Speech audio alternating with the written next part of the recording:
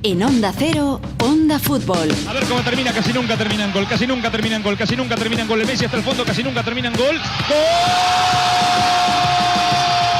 ¡Casi nunca terminan gol! Fútbol Internacional con Jesús López y Mario Gago. Palla all'area di rigore, si gira Cassano, magico movimento, Balotelli, rete! David Villa darting through the middle, he's got it between the two, and he's won the game for Spain!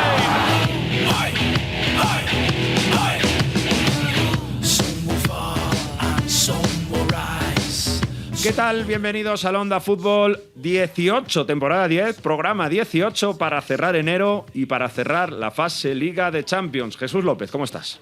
¿Qué tal, Mario Gago? ¿Cómo llevas los 53 años que acabas de cumplir? A ver, cuéntame. Creo que no tan bien como Hendrik su llegada al Olympique de Lyon. Ese sí que ha rejuvenecido, ¿eh? Ese sí que no para de marcar goles. ¡Buah! Estaba esperando que le dejaran libre para ir para allá. Llegó a haber en Madrid, no sé si lo viste, un rumor, creo que no tiene fundamento, de que había una opción de repesca a finales de enero, de este mismo enero del Real Madrid, para volver a traerlo. O sea, imagínate. Sería una sesión de 10 días. Pero no, la verdad es que ojo, hay en Francia me parece que ha habido dos refuerzos increíbles. Uno es Enrique y otro es Izan Nwaneri, que no contaba con el Arsenal y ha llegado y ha marcado gol. Ojito, Claro, porque en esta semana, además de todo esto de la Champions, del cierre de Europa League, de empezar a preparar San Remo y todo esto, se cierra el mercado de fichajes de enero, que parece que la gente no se ha dado cuenta. Que, por ejemplo, está ahí Juanlu a ver si ficha con el Nápoles, Juanlu del Sevilla, la Juve a ver qué hace, si estaba intentando traer a En-Nesyri, pero han dicho no lo queremos a título definitivo. En Italia sabes que se mueve mucho y yo no sé si el Manchester City va a fichar a alguien a última hora más, pero bueno. Ya lleva dos, pero también hay ventas, porque el Liverpool, por ejemplo, ahí se le ha abierto, yo creo que un pequeño incendio en casa porque quería vender a Robertson al Tottenham y ha salido Slot y ha dicho que no, que él necesita a todos los jugadores y de hecho saca a Robertson este fin de semana en el descanso, yo creo que como una muestra de decir no, a Robertson no me lo mandáis. Y parece ser que el Liverpool ha decidido cancelar ese trato con el Tottenham que estaba casi hecho. Iban a vender a Robertson y iban a recuperar a Tsimikas, que está cedido, para cubrir ese hueco y donarle. Han dicho que ni de broma. Y hay otro pequeño enfrentamiento ahí público, o el primero, si quieres, entre el entrenador y la directiva del club. Y recordamos también que desde este enero ya los jugadores que acaban contrato pueden empezar a negociar con los clubes nuevos, como si no se hiciera antes. Claro, es una cosa, claro. Hasta ahora nunca habían negociado, ¿no? Es la regla menos respetada, yo creo, de la historia del fútbol. Lo de ahora puedo negociar y antes no habíamos hablado nunca. Bueno, ya se hace público, ¿no? Un poco lo de Mingueza con la Juventus, a ver qué pasará también. Ojo que todavía no está cerrado eso, ¿eh? Sí, pero ha dicho Claudio Giraldez que le está dando mucho la brasa a Mingueza, a ver si se queda. Lo que es que imagino que la diferencia económica debe ser grande. Sí, pero bueno, ya se van filtrando esas cositas. En fin, y lo que queda ya poquito a poquito es para que empiece San Remo. Y bueno, de momento, para el Festival de Música de San Remo de Italia. ¿Estamos acreditados este año o no? A ver, Mario, ¿lo has gestionado? Es que coincide con los Juegos Olímpicos de Invierno, Jesús. Bueno, pero voy yo. Milano Cortina, bueno, pues a ver si… Pues, tenemos tiempo, tenemos todavía, queda entonces el primer fin de semana de febrero. Pero bueno, mientras tanto, porque ya sabéis que siempre traigo música italiana para presentar a Miguel Venegas, y como no tenemos todavía las canciones de San Remo, porque se desvelan en el mismo día del festival, pues traigo un clásico que ha sacado canción nueva y es Tiziano Ferro, hombre, por supuesto. Madre mía. Y dice esta canción: soy un grande, son un grande. Mira cómo suena. Ingoiavamo cemento prima di dormire e nel timore di restare soli non dicevamo una parola. Scartavamo i ricordi come caramelle, come quei regali che tu sai già cosa c'è, ma trovi sempre un motivo per sorprenderti ancora.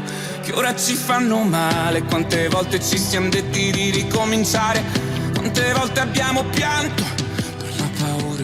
Bueno, pues vamos a empezar a tomar este café, a sorber el café de invierno. No sé si alguno todavía tiene ganas de ponche o de vino caliente, porque yo creo que a Miguel le veo un poco con ganas de vino caliente con un poco de temperatura perdida. Pero bueno, Miguel, te has quedado más frío que el propio Pep Guardiola y el propio Arteta esta semana, Bueno, no sé si tanto, ¿eh? Por aquí no hace tanto frío. Lo que pasa es que llueve en Madrid. Estoy aquí en el parque y estoy francamente bien, pero el fin de semana ha hecho mucho frío. Yo creo que menos que en Londres. Ha habido por ahí turbulencias, pero bueno, estamos en invierno, ¿no? Yo creo que Pep ya sabe cómo es el invierno en Inglaterra y cómo es la posnavidad en la Premier. Bueno, primero, Miguel, ¿qué tal? Te veo ahí bien, ahí, de paseo, todo bien. Y lo segundo es, no todos los días pierde el líder de la Premier, además de Pep. No sé si es eso lo que más te ha sorprendido este fin de semana o esto que hablabais de Guardiola y su estado en el City. Yo creo que lo que más me ha sorprendido es la solvencia con la que ha vencido los 2 primeros partidos del Manchester United de Carrick. Da la impresión de que, no sé, podemos hablar de que mea Colonia, que ha caído de pie, cualquier tópico que se nos ocurra, pero Michael Carrick, sin apenas experiencia en los banquillos, ha cogido un banquillo, no sé, el peor del mundo posiblemente, o el más complicado del mundo ahora mismo, y ha cogido un equipo que estaba en una inercia malísima, y 2 partidos, 2 victorias, y no cualquiera. Primero contra el City, en casa, en un derbi que yo creo que moralmente la afición sobre todo necesitaba, un derbi así, ganar bien, y al Arsenal, en casa, en el Emirates. O sea, hacer lo que nadie hace, ganar al Arsenal en su propia casa. Me parece una cosa increíble, y viendo cómo ha llegado en 2 partidos a la zona Champions de la clasificación, yo me pregunto si estamos ante un equipo que pueda volver a competir. Hombre, al título de este año ya no llega, pero si va a estar ahí, o sea, si va a ser un hueso duro de roer de aquí a final de temporada, y el año que viene vamos a ver al United en Champions porque se recupere, cosa que me parece un milagro asombroso, ¿no? Incluso los detalles que va tocando en el 11 lo hablábamos este fin de semana. No sé si es probar y que te salga bien, o sea, si es suerte o es inteligencia, pero en Mbeumo está funcionando de 9, de falso 9, los 2 extremos están funcionando muy bien. Incluso Bruno se siente cómodo con esa movilidad y da la sensación de que ha llegado, ha sacado su libro y el libro suena fenomenal. Hombre, el golazo que marca Dorgu, Jesús. Eso Sí. Yo creo que es uno de los goles del fin de semana, vaya. Es tremendo y como digo, Dorgu que viene a jugar de extremo en un equipo muy simplificado para mí. Al final tenemos Kevin Beinu que vuelve a aparecer en el equipo, que estaba totalmente desaparecido porque hay un doble pivote. Por delante, Bruno Fernández tiene mucho más presencia en ataque, en el último pase y en llegada, que es lo suyo, y resulta que en Mbeumo quizá lo único que puedes decir que no es lo más directo, ¿no? Lo más lógico, jugar con él de delantero, por delante de Sesco, que está súper olvidado, por delante también de Mateus Cunha, y sin embargo está funcionando esta 4-2-3-1. Vamos a quitarnos de cosas y hacerlo simple, y bueno, pues le está yendo muy bien. Es verdad que yo para también defender un poco a Morín o ponerle un poquito de linimento en la herida. Por ejemplo, creo que Lisandro, la reaparición de Lisandro Martínez se nota mucho en este equipo. Y es verdad que ya estaba disponible últimamente y que seguía insistiendo mucho con Heaven a Morín, pero le da mucho competitivamente el equipo de Lisandro Martínez. Harry Maguire ha demostrado que si le pones donde puede ser un central, que es cerquita de la portería y no tratar de meterle 30 metros por delante de la portería, porque entonces ahí sí que lo pierdes. Y si juega en donde él sabe jugar, pues es un tío también competente y no es el desastre que hemos visto muchas veces. O sea que por ahí va encajando piezas el bueno de Carrick Diola, que ya hay que llamarle así. Y aparte de esto, Miguel, es que han perdido todos el City. Mira, yo tengo algún amigo gunner que decía, ay Dios, que nos la van a volver a hacer. El City nos la va a volver a hacer, ahora llega enero, despegan, hacen 50 de 50 y nos quitan la liga. Hay esa psicosis, yo creo, en la psicología del Arsenal, y yo creo que también un poquito afecta y llega al club y al vestuario, sinceramente. Pero yo no sé si veo a este City para hacer una segunda vuelta de 40 y muchos puntos, No sé, es verdad que deja dudas la semana de City.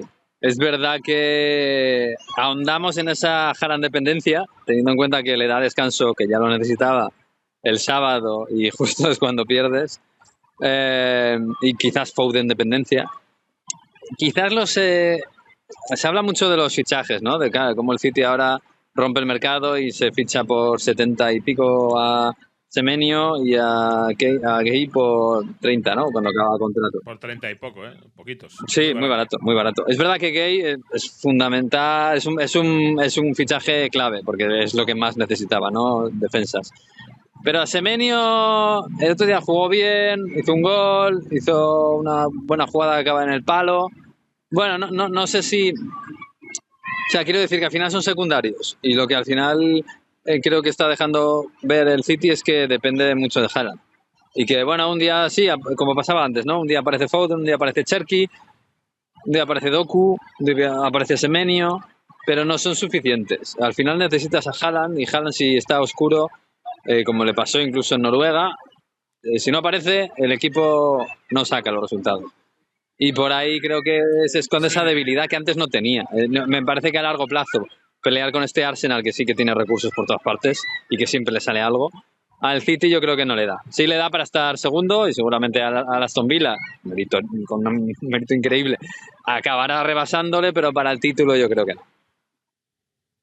El Aston Villa yo creo que tiene un problema gordo con la lesión de Camara, a ver cómo hace para suplirlo, porque es una de las piezas importantes de Unai Emery. Pero fíjate, es verdad que desaparece Haaland y lo nota el City, pero todavía yo creo que hay preocupación por la defensa. Están también algún aficionado de City siendo un poco mosqueado porque decía Guardiola que el mejor Rodri no va a aparecer hasta el Mundial.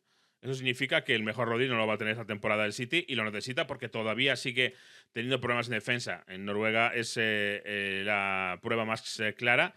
Y aún así, con Rodri no le acaba de llegar todavía. A ver qué pasa con Marc Guéhi, que como digo, para mí es un muy buen fichaje y no entiendo cómo el resto de los rivales se lo ha dejado al City tan barato. Pero a mí me da dudas las dos cosas, ¿eh? La falta de más punch arriba si no está Haaland y la falta, sobre todo, de conducción defensiva. ¿Por qué? Porque aún así es un gran equipo, pero hablamos de una regularidad de puntos altísima que necesita para ir a por la Liga y no sé si está en ese sitio. No, es que además En fin, el problema es el Arsenal, que es que al final competir con el Arsenal necesitas ser el City que era antes, o el Liverpool de Klopp en los mejores años. Y ha mejorado el City mucho, pero no tanto. Y es verdad que el Liverpool, y ahora pasamos con Italia, tampoco, o sea, no mejora, porque ha perdido esta semana contra el equipo de Arteta, contra el Bournemouth, que había ganado un partido solo de aquí a octubre. Quiero decir, sí. Y que por cierto había sido el Tottenham, que obviamente es otro que está mucho peor. Pero, sí, casi no cuenta, ¿no? Sí, casi no cuenta. Pero el Liverpool, que lo habíamos visto bien en Champions contra el Olympique de Marsella, dominando, nada, llega a la Premier otra vez y problemas defensivos. Y claro, es que así es muy difícil que Slot, ya no vamos, pelear por algo, pero es que con estos rendimientos es muy complicado que entre en Champions. Yo vuelvo a hacer hincapié en lo mismo con el Liverpool. Salah y la defensa. El Liverpool sigue jugando bien, yo creo que está jugando bien y cuando tiene un poquito de confianza traza buenas jugadas y llega a la portería contraria, e incluso Birch creo que está mejorando bastante. Ekitike se está creo que imponiendo ahora que no está Isaac y está jugando, está mejorando, está haciéndose con el equipo poco a poco, pero sin Salah no tiene brillo, no tiene pegada. Y si encima a eso le unes el problema defensivo que sigue arrastrando, Van Dijk no está bien.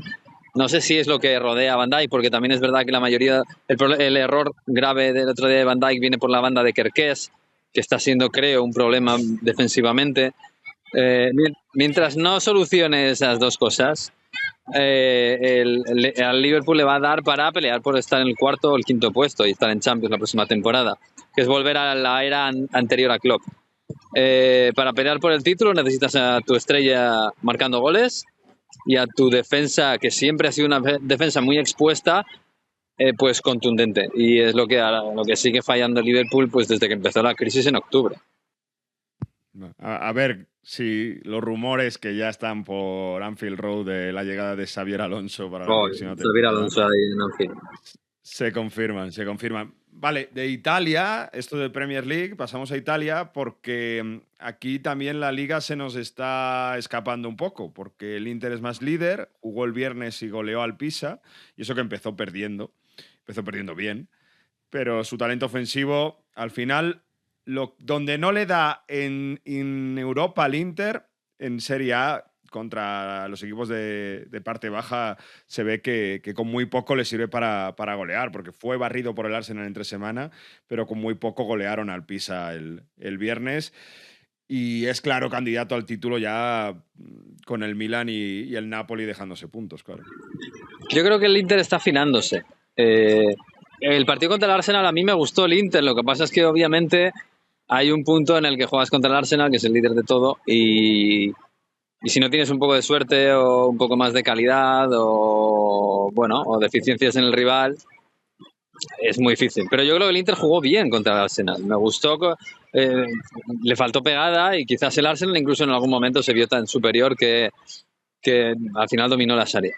Pero el Inter creo que se está afinando y eso hace que, aunque en Europa no le dé para competir contra los grandes de la Premier, contra los dos grandes de la Premier ahora mismo, los que están bien, en Italia sí le tiene que dar para ser campeón. Creo que lo hemos hablado. Si este Inter empieza a funcionar un poquito, tiene que ser campeón en marzo.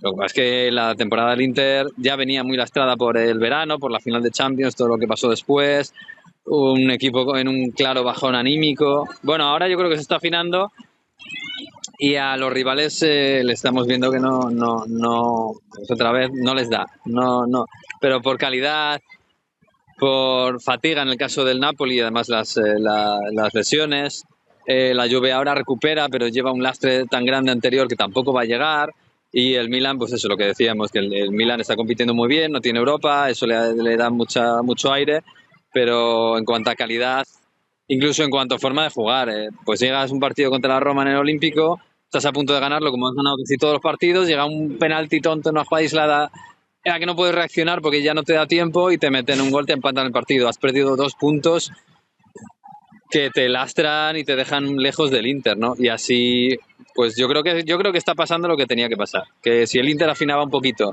y cogía confianza, tiene que ser campeón de Italia, seguro. La Roma dominó al Milan por muchos tramos del partido. El domingo, como todos. Sí, como todos dominan al Milan y pierden, ¿no? Pues bueno, hay días que no pierdes. 5 puntos tiene el Milan de desventaja con el Inter y 9 el Napoli con el Inter, al igual que la Roma. Se ha caído el Napoli, probablemente tiene muy difícil seguir en Champions. Conte está cabreadísimo y preocupadísimo por la plaga de lesiones que tiene y no le sale nada. McTominay el único que no ha caído lesionado, pero Holund en una isla, pocas ideas, y fue dominado por la Juve, en este caso 3-0 de vuelta. Y yo creo que es un palo muy duro, ¿eh? Por todo. Ya venía de resultados preocupantes, pero es palo duro. Ojo con Conte, que tiene el récord de indemnizaciones por despido, ¿eh? Ojito con Antonio Conte. Yo creo que ya se lo está pensando, ¿cómo va a hacer para salir de ahí? No sé. Es sospechoso, pero es verdad que sí, tiene los paliativos de que tiene muchas bajas, es verdad, tiene muchas bajas importantes, un equipo que quizás la plantilla no es descomunal, pero la plantilla es buena, ¿eh? Y yo creo que le debería dar para algo más de lo que está haciendo. El Napoli está a punto de quedar fuera de Champions, pero fuera, no fuera del top 8, fuera. Y eso yo creo que no se justifica con las bajas. Y el partido de la Juve puedes en parte justificarlo con las bajas porque la Juve juega bien, porque se está recuperando jugadores, pero yo creo que hay que mirar, para empezar hay que mirar a Højlund, hay que mirar a hombres que no aparecieron, incluso McTominay tampoco apareció este fin de semana. Y luego pues da la sensación de que físicamente le está pasando algo al equipo. Más allá de las bajas, los jugadores no están bien físicamente. El propio McTominay ya si está sufriendo, ya ¿qué le va a quedar al Napoli? Pero la sensación del partido de ayer, domingo, fue de que la Napoli se está derrumbando y ya no va a llegar a la lucha por el título, porque yo creo que ya esa distancia es enorme, y como pasado mañana quede fuera de Champions, pues la temporada se puede hacer muy larga. Es verdad que el Napoli hace 3 años no estaba compitiendo por estas cosas, pero ahora yo creo que a Conte, siendo Conte, se le debería exigir un poco más. Segundas temporadas de Conte, ¿no? Eso, Jesús ya sabe mucho de eso. Sí. también. Es a otro nivel, pero hay dos equipos que ahora mismo parece que se están deshaciendo, que son el Napoli y, ojo, también el Crystal Palace, el campeón de Copa, que tiene una pinta muy mala por lo que está pasando dentro y fuera del campo. Pero ya que sacas lo de Champions, Miguel, oye, vamos a hablar mucho de Champions League y una rápida. Os tengo que contar una cosa porque he estado haciendo los deberes, he estado haciendo las comparaciones y os cuento que me he estado fijando en los últimos 5 años que tuvimos con fase de grupos y había en la penúltima jornada 5 o 6 equipos en cada año ya clasificados a octavos, o sea, en noviembre, ya clasificados a octavos. Con lo cual había 10, 12 partidos intrascendentes muchas veces o con muy poquito en juego en la penúltima y en la última jornada. El año pasado, en la última jornada, 0 partidos intrascendentes y este año hay 1 o 2, me parece, que se pueden considerar intrascendentes. O va a haber en la última jornada. Así que, en fin, vamos a ver una jornada, Miguel, en la radio, entiendo, fantástica el miércoles. Sí, a priori, fantástica. Yo me reservo mi opinión hasta el jueves, porque el año pasado parecía que iba a ser fantástica y fue muy chula, muy bonita, muy de radio, pero luego no pasó nada. Nada de nada. O sea, fue un poco intrascendente. Este año apunta mejor que el año pasado, porque ahí hay un tren de equipos que da la impresión de que se la van a jugar a quien meta más goles. Y eso mola mucho. Pero hasta el miércoles yo no voy a juzgar a Champions. Es verdad, sí juzgo lo que ha pasado hasta ahora, y lo que ha pasado hasta ahora es verdad que hay equipos que, como ya pasaba antes, es verdad que también pasaba antes, que se echan a dormir a mitad de la Champions porque ya lo tienen medio hecho, o porque intuyen que lo van a tener medio hecho, porque al City le han dado un par de revolcones por esto, por hacer rotaciones en Champions. Y creo que hay partidos intrascendentes, pero también los había antes. El problema es que ahora hay más número de países, de partidos, ¿no? Es verdad que esta jornada de Champions mola mucho a priori, creo que es el mayor acierto de este cambio de formato, sin duda. Y ojalá nos divirtamos el miércoles. El año pasado, insisto, nos divertimos mucho, que al fin y al cabo es de lo que se trata. Pero es verdad que al final fue un poco intrascendente. Esperemos que nos divirtamos, que estoy seguro que nos vamos a divertir, y que además haya gori-gori, como dice Edu. Ya sabéis que para mí este formato no me motiva, porque hemos visto Madrid-Liverpool, Arsenal-Atleti, Inter-Arsenal, que al final va a permitir que todos esos equipos, aunque hayan perdido, sigan en la competición. Pero bueno, aunque tengan que ir por... Díselo a Antonio Conte, eso, díselo a Marcelino, díselo a Guardiola el año pasado, a Ancelotti, en fin, bueno, que eso es lo que continúan. Yo recuerdo que el formato de grupos se sustituye por la liga más el playoff. Ojo, porque son lo que viene antes de octavos es el formato liga más el playoff. Y ha habido muchos partidos muchos equipos que se han quedado fuera y otros muchos que se han quedado por ahí colgados. El Bologna año pasado.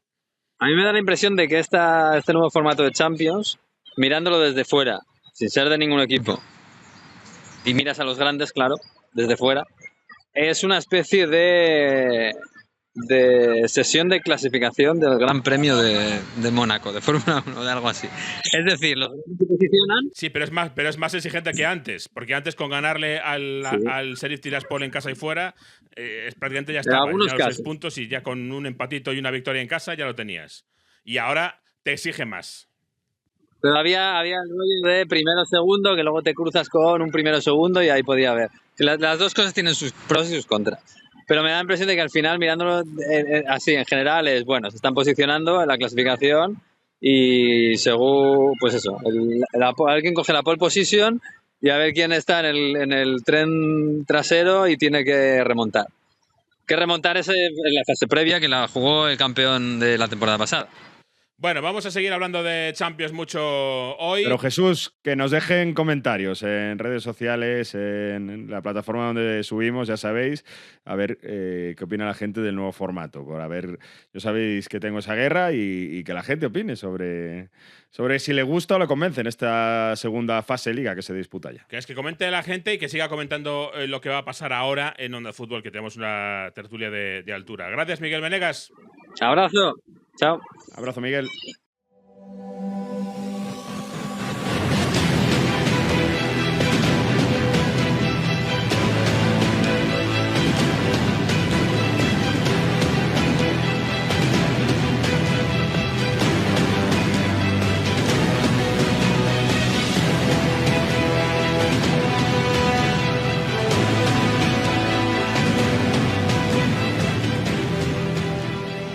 Llegó el día esperado para todos de esta fase Liga de Champions, que es la última jornada donde se decide todo. Y aunque tenemos al Arsenal muy destacado arriba, hay muchos equipos que pueden caer y muchos equipos que pueden entrar entre los mejores top 8, que no es un jugador, como dice Diego Simeone, sino son los 8 mejores de la fase Liga. Jesús. Sí, el top 8 que vuelta le vamos a dar esta semana a esta fase de Champions. Para esto tenemos a dos hombres de excepción con nosotros. Primero, Enrique Ortego, ¿qué tal? Muy buenas. ¿Qué tal, Jesús? Buenas tardes a todos. Y Alberto López Frau, también compañero de Onda Cero. ¿Qué tal, Alberto? Muy buenas, Jesús. Hola a todos. Muy bien. Bienvenidos los dos. Lo primero, veníamos hablando con Miguel y así ya empezamos por ahí. ¿A vosotros sí os gusta o no os gusta esta fase de grupos? Yo venía diciendo que he estado viendo los últimos 5 años de la antigua fase de grupos. Había entre 5 y 6 equipos que en noviembre, en la jornada 4, ya tenían resuelto el pase a octavos. Y ahora aquí estamos esperando hasta casi marzo. Alberto, ¿a ti qué te parece? A ver, esta última jornada me gusta, pero todo el discurrir de la competición hasta esta jornada me gusta menos. Yo tengo que ser sincero. A mí me parecía casi perfecto el anterior formato. Casi perfecto de Champions. Es verdad que muchas veces en algunos grupos a la jornada 5 y a la jornada 6 se llegaban con muchas cosas resueltas, pero me parecía un formato más equilibrado. Ahora, la jornada del miércoles me apetece una barbaridad, porque aparte es muy difícil saber qué puede pasar. Pero me gustaba más el anterior, la verdad, yo tengo que ser sincero. ¿A ti, Quique? No, yo lo acepto como vienen las cosas. Es que como no, todo lo que yo tengo una filosofía de fósil, que es todo lo que no esté en mis manos cambiar, ¿para qué voy a luchar yo solo como un molino de viento? Pues me parece bien, nos adaptamos, la jornada es extraordinaria. Yo me acuerdo del año pasado en la radio fue un sin vivir, aquello de todos los partidos, cada 30 segundos un cambio de posibilidades de rival, de clasificarte y luego de rival de octavos. Me parece bien, no sé, hemos pasado muchas épocas con una muy buena Champions, pero tenemos que recordar que la Champions ha evolucionado muchísimo. La Copa de Europa al principio fue evolucionando mucho, entonces es normal que lleguemos posiblemente a lo que hemos tenido ahora, porque a lo largo de los años se han ido cambiando, que si 2 grupos, que si eliminación directa. Bueno, yo me adapto a las circunstancias y me parece bien. Vamos a disfrutarlo el miércoles y luego disfrutaremos octavos y el resto de la competición. Antes de este último partido, entre estos mejores 8 están los 5 de Premier League. El Arsenal, como decía, está destacado primero, pero es que incluso Tottenham, Liverpool, que no están nada bien en Liga, bueno, el Tottenham todavía mucho peor que el Liverpool, pero el Newcastle y el Chelsea cerrando ese grupo de mejores. ¿Os esperabais que todos los ingleses, incluso por todo lo que están pasando aquí, que el Liverpool, todo lo que está pasando, se meta entre los mejores de Europa y que se ahorren esos partidos en febrero? Sí, la verdad que sí. Hasta el Liverpool, que está horrible, que ya no está ni entre los 4 primeros en la Premier, en algún sitio tiene que demostrar la plantilla que tiene y lo que ha invertido, ¿no? Sí, sí me lo esperaba. El Tottenham quizá no, pero del Liverpool, Arsenal, Manchester City y Chelsea seguro que me lo esperaba, porque están a otro nivel, a nivel de presupuestos y muchos a nivel futbolístico. Os hago una puntuación, que es que no están todos, porque parece que sí, porque hay 5 ingleses entre los 8 primeros, pero es que hay 6 ingleses. Está el City por fuera todavía. Es verdad. De un décimo. Ahora sí, entre los 11 primeros hay 6 ingleses, que es increíble. Considero que el City se va a clasificar, o sea, que ya le cuento como clasificado. Al City sí le cuento, al Liverpool, al Arsenal seguro. Pero sí, a mí todo lo que venga de la Premier no me sorprende, porque su potencial es futbolístico, aparte de económico, es extraordinario. Los que me ha están sorprendido más en riesgo, un poco. Sí, Alberto, los que están más en riesgo. No, por hablar de un equipo que no hemos nombrado, el rendimiento del Newcastle, la verdad. Sí. Creo que acertaron con Voltemade, que ha sido la clave para mí, pero ha tenido un rendimiento muy bueno. Y el Tottenham, Thomas Frank tenía un pie en la calle el otro día, antes del partido de Champions. Sí, lo sigue teniendo. Y lo sigue teniendo. Pero, sin embargo, bueno, como decía aquí, que con el Liverpool, al final en Champions están dando muchísima mejor medida que en la Premier. Oye, a la gente del Tottenham, esto como es un programa internacional, decirle que Slot está libre. Si lo quieren, ¿no?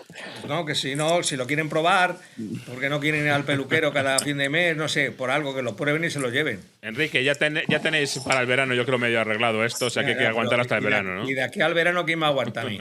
Pues Salah te aguanta. Sí, Ya viene Xavi en julio y vas a estar más contento. No, pero es ya interesante, si queréis, seguimos por el Liverpool porque este fin de semana cambió el sistema Arne Slot.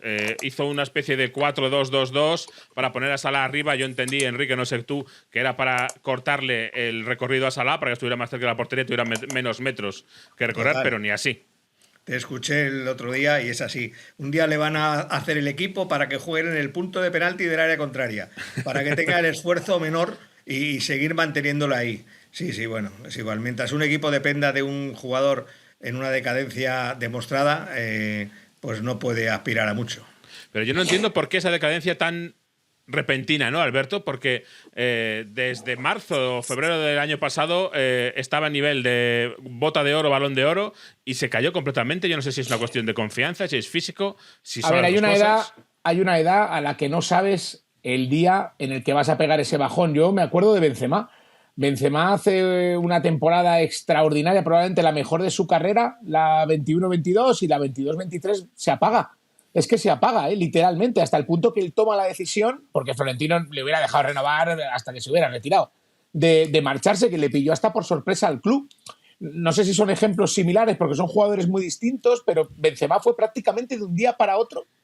Y Salah, hace 2 años que estábamos hablando de Salah, que parecía que vivía una segunda juventud, que lo iban a renovar de por vida. No, el año pasado. El año pasado, directamente, sin ir más lejos. Yo creo que hay un momento, Salah todavía depende más de la explosividad que Benzema, pero hay un momento en el que el físico al buitre hace muchísimos años le pasó algo parecido. Perdió los 4 metros que tenía dentro del área y se acabó.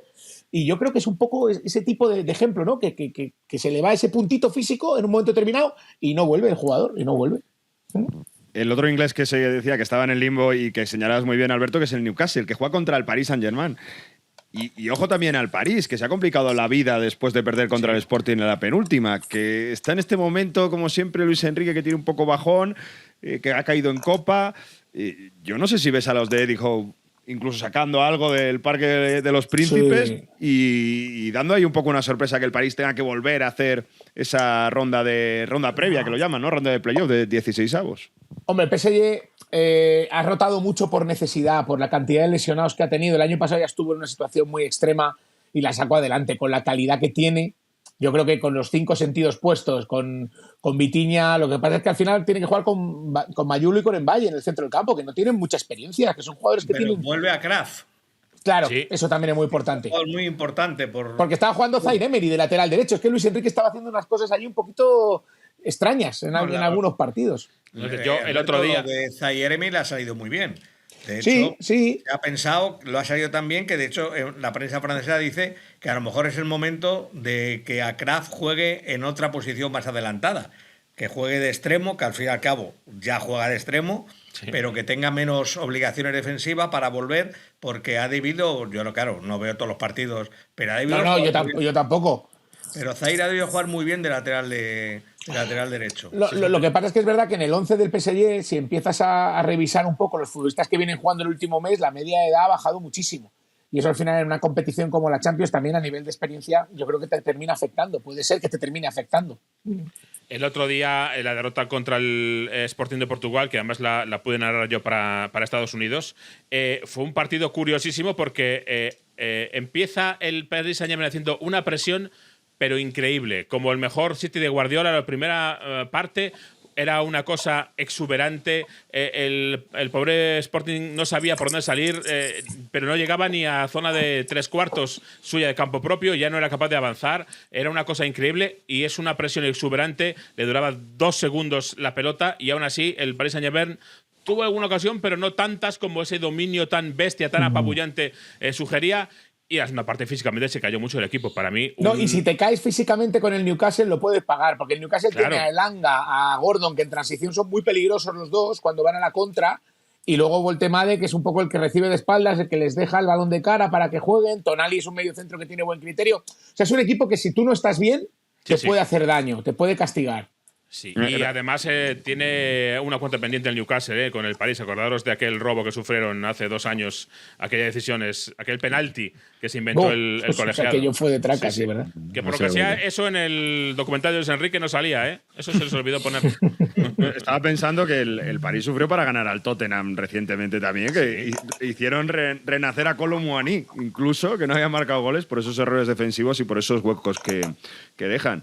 Y otro equipo que a mí me causa mucha curiosidad en esta Champions es el Bayern, porque ha perdido solo contra el Arsenal, incluso yo ganó al Chelsea, está en la parte de arriba, pero claro, ahí en el lista de favoritos está entre los más señalados por esta gran fase liga que ha hecho de Champions, y ya en Bundesliga, claro, ya tienen prácticamente ganada. ¿Lo veis tan favorito al Bayern en esta Champions después de lo que habéis visto? Sí, yo creo que puede tener percances. El otro día perdió su primer partido en la Bundesliga, pero yo creo que sí, porque es un equipo ahí que no tiene tantas estrellas, o de hecho no tiene ninguna gran estrella. Puede ser Kane su referencia, una vez que no está Musiala, que supongo que va a volver. Pues sí, está ahí escondido, no tiene tanta prensa como el PSG, como los españoles, como los ingleses, porque pues bueno, ellos tienen sus 4 periódicos con mucha información deportiva y nada más, entonces no es lo mismo, pero sí, yo lo veo ahí. Yo creo que es un equipo trabajado y que va a estar ahí dependiendo de los cruces, evidentemente, como todos, pero sí le considero entre los 6 favoritos, por decir media docena de favoritos. Para mí meto al Bayern, sí. Sí, estoy de acuerdo. Yo creo que le falta un poquito de jerarquía defensiva respecto a otros Bayern de la historia, digamos, pero de medio campo hacia adelante es un equipazo. De las bandas que tiene se habla poco de las bandas del Bayern. A mí Olise y Luis Díaz me parecen, sobre todo Luis Díaz, de los jugadores más desequilibrantes de Europa, y lo decía aquí que ahora Harry Kane pues es un delanterazo y es un jugador. Aparte, tiene un rol de estrella, porque en un equipo que prima más el colectivo, el que todos los días está destacando y haciendo goles es Harry Kane. Bueno, van a necesitar la mejor versión de Kimmich y de Musiala, que están volviendo un poco de algunos problemas físicos, pero sí, está entre los 5 candidatos seguro, vamos, con seguridad. Y recuerdo que hay otras peleas porque además este año hay la novedad de que tienes el factor cancha hasta el final. Es decir, el primero tiene el factor cancha que juega la vuelta hasta la final, hasta la última eliminatoria, si es el Arsenal o el Bayern, porque todavía hay toda posibilidad de competencia.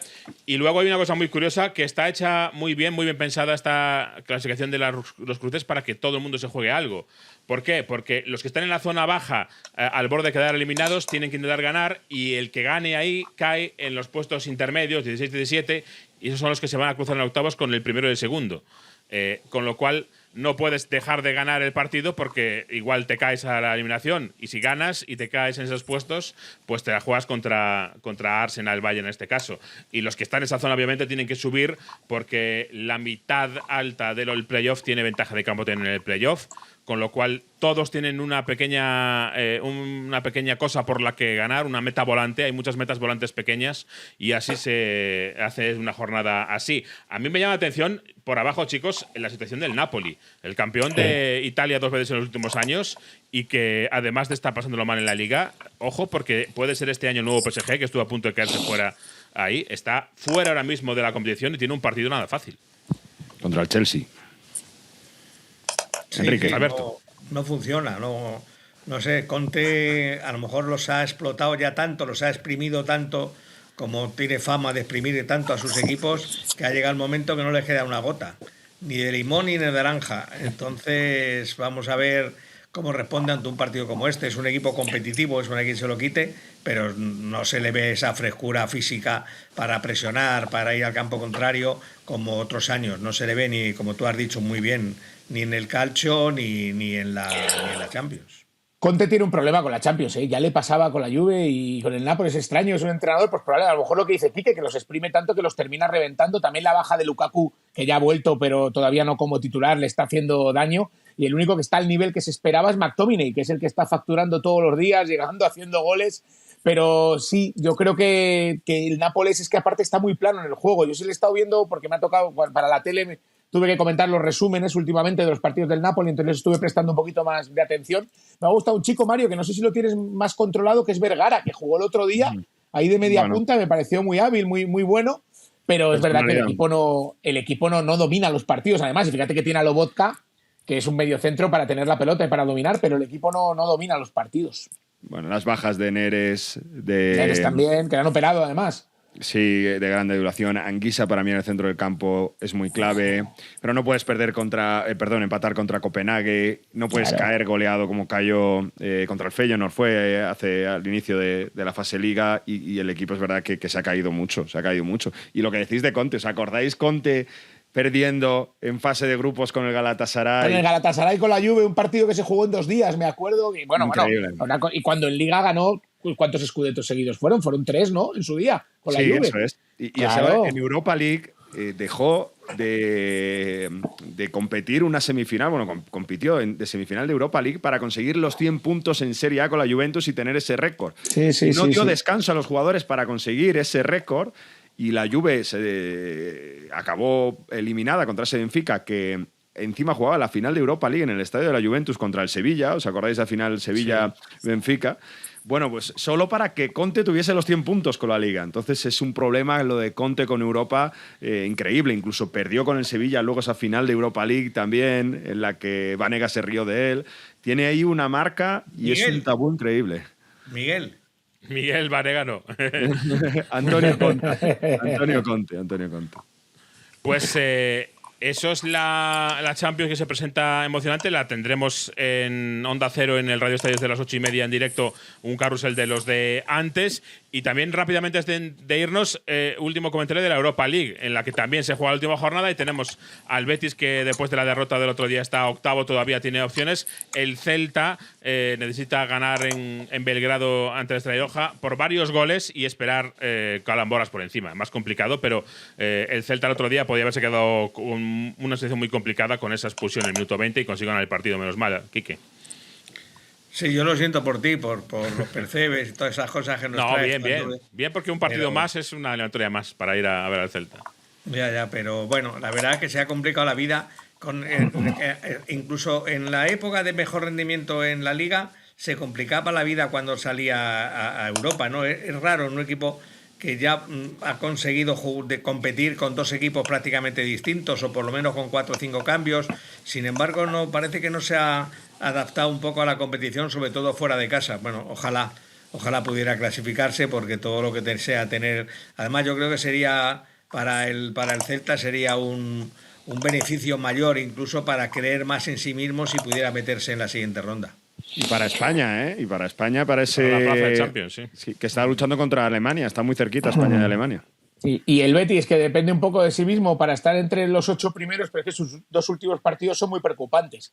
El otro día contra el Pau, que es verdad que era un equipo un poco de colmillo retorcido, con mucho veterano, hizo un partido pobrísimo, y lo de ayer en Vitoria fue para hacérselo mirar. El partido que perpetra el Betis ayer con el Alavés, con unos errores defensivos, Pellegrini señalando jugadores porque quitó a Nathan, que estaba en la foto de los 2 goles. Es verdad que tiene muchas bajas el Betis, sobre todo de medio campo hacia adelante, pero un equipo que tiene a Marroca, a Fornals, a Anthony, es un equipo que tiene que jugar mucho mejor al fútbol. Ayer le vi apático, tiene un partido en casa con el Feyenoord, que el Feyenoord prácticamente está eliminado, que si lo saca adelante, pues se va a meter entre los 8 primeros, pero los últimos 2 partidos del Betis son muy preocupantes. Son difíciles, sí, y vamos a ver qué sucede. A ver, martes no hay nada, pero miércoles y jueves tenemos Champions y Europa League. Gracias, Enrique Ortego, por acompañarnos. A vosotros siempre. Y gracias, Alberto López Frau. Nos escuchamos en la radio, como siempre. Un placer, un abrazo a todos, muchas gracias. Lo vivimos el miércoles en Radio Estadio, esa última jornada, y ahora aquí cerramos con el curso de Historia Futbolística de Víctor Gómez Muñiz.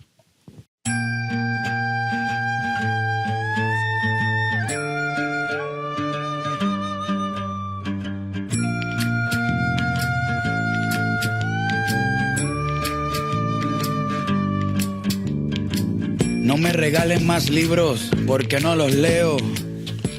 Las luces del Estadio de los Alpes aún no habían terminado de encenderse cuando algo empezó a moverse en la grada. No era un murmullo ni un cántico, era otra cosa. Una expectativa densa, casi solemne, que se deslizaba entre las bufandas verdes y rojas, blancas y azules, miradas cómplices. El partido entre el Grenoble Fútbol 38 y el Red Star de Saint-Ouen estaba a punto de comenzar, pero el fútbol durante unos minutos se iba a quedar aparte. De pronto, en la grada se alzó como un mural vivo. Cartulinas, telas, pancartas componían una coreografía que no buscaba el espectáculo vacío, sino la memoria. Una memoria incómoda, valiente, profundamente política. En el centro, una palabra: resistencia. Presidía todo. No como una consigna hueca, sino como una herencia. El homenaje no era casual. El Recestar no es un club cualquiera. Nacido en los suburbios populares de París, su historia está atravesada por el compromiso social, el antifascismo y la cultura obrera. Y este fin de semana en Grenoble las aficiones decidieron juntarse y recordar que hubo un tiempo en que resistir no era un gesto simbólico, sino una cuestión de vida o muerte. Entre las figuras representadas en la coreografía destacaban dos personas, un respeto casi litúrgico por Jean-Claude Bauer y Rino de la Negra. Dos hombres jóvenes de trayectorias distintas, pero un mismo destino, marcado por la lucha contra la ocupación nazi. Jean-Claude Bauer era estudiante, intelectual precoz, judío y comunista. Durante la ocupación alemana se unió a la resistencia participando en redes clandestinas que sabotearon, impidieron panfletos, organizaron fugas y mantuvieron viva la dignidad cuando todo parecía perdido. Fue arrestado por la Gestapo en 1943 y cuando tenía solo 31 años fue fusilado en Montmalherien, uno de los grandes símbolos del terror nazi en Francia. Murió joven, pero dejó escrita una idea que hoy resuena en las gradas. Resistir es un deber moral. Hoy el estadio del Recestar lleva su nombre. Rino de la Negra, por su parte, une de forma directa el fútbol y la memoria. Hijo de inmigrantes italianos, obrero metalúrgico y jugador de fútbol. Extremo derecho del Recestar. Jugaba al fútbol los fines de semana y combatía al fascismo el resto de los días. Formó parte del grupo de Manouchian, integrado en la resistencia comunista y compuesto en gran parte por inmigrantes. También fue detenido, torturado y fusilado en 1944. Tenía solo 20 años. En su último mensaje dejó claro que no se arrepentía de nada. Y hoy la grada donde se sitúa la hinchada del Recestar en el estadio Bauer lleva su nombre. La coreografía los mostraba no como mártires abstractos, sino como lo que fueron: jóvenes, compañeros, futbolistas, resistentes. Rostros serios, miradas firmes, rodeados de símbolos de lucha y de estrellas rojas que conectaban el pasado y el presente. No había ironía ni exceso, solo respeto. Mientras los jugadores calentaban sobre el césped, la grada recordaba que el fútbol a veces también sirve para contar historias que no aparecen en los marcadores, que un club puede ser un archivo vivo, que una afición puede convertirse en la narradora de la historia. Durante unos segundos, el estadio entero pareció entender que aquello no iba solo de animar a un equipo local o visitante, iba de reivindicar una identidad conjuntamente, de decir que hay líneas que no se negocian, contra el fascismo, contra el olvido. Cuando el árbitro pitó el inicio, la coreografía se recogió, las pancartas desaparecieron, las banderas dejaron de ondear, pero el mensaje quedó suspendido en el aire. En Grenoble no se jugó un partido más del calendario, se libró una pequeña batalla contra la amnesia. Porque hay clubes que ganan títulos y otros, como el Recestar, que recuerdan que el fútbol también puede ser un acto de resistencia y contra la amnesia popular.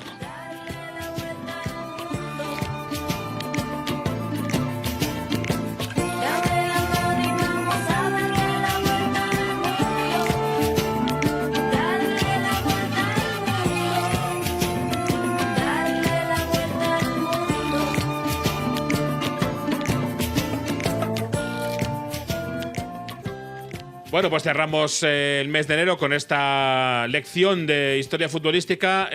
Mario, preparado para el miércoles, que nos toca, ¿eh? El miércoles tenemos que hacer mucha Champions. Sí, yo voy a estar con el Napoli, que ya hemos comentado. Tú vas con el traje de enterrador, ¿no? A ver qué pasa. Que cómo cambia, ¿eh?